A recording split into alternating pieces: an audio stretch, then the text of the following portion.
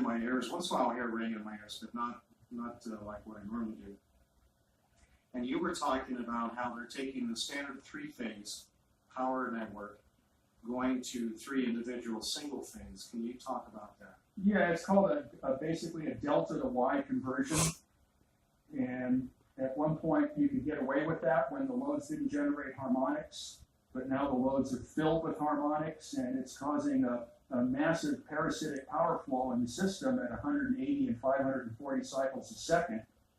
And it doesn't show up on their switchboard instruments, and its signal is just getting stronger and stronger. And then I don't know who's forcing utility companies to spend all this money to do this conversion, but on top of that, they're bypassing all the transformers. So all that transients on the high voltage neutral now connect to the customer's neutral. So basically, your whole house is, or residence or factory, whatever, is filled with this stuff. So there's a way. I have an analogy how I describe this that makes it simple to understand. It used to be the purpose of the transformer is to metallically separate the high side from the low side.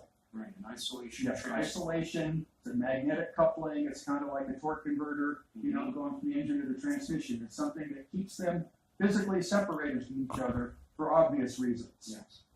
So when you touch your washing machine or your dryer or something that has a ground connection on it, when you touch that piece of metal, well, that ground wire connects to the neutral wire in the circuit breaker box, and the neutral wire connects to the hot wires through the windings of the transformer and the other loads. So you have a metallic mass in your neighborhood of all the wires on the poles, everybody else's grounded appliances, and all that metal in your neighborhood. And when you put your hand on your dryer, you are electrically connected to that extent, which is pretty well neutralized because it doesn't connect to the high side, and there's lots of ground rods around, and it's kept just to one neighborhood.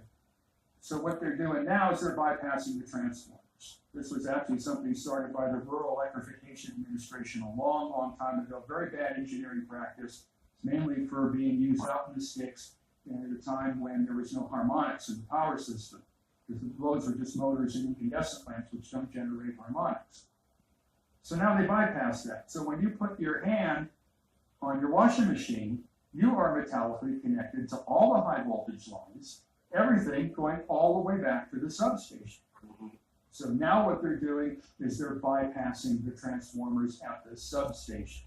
So in a situation like here, in this particular part of Nevada, and with this utility company, NV Energy, when you touch the ground terminal on your wall outlet, you are physically held onto the grid.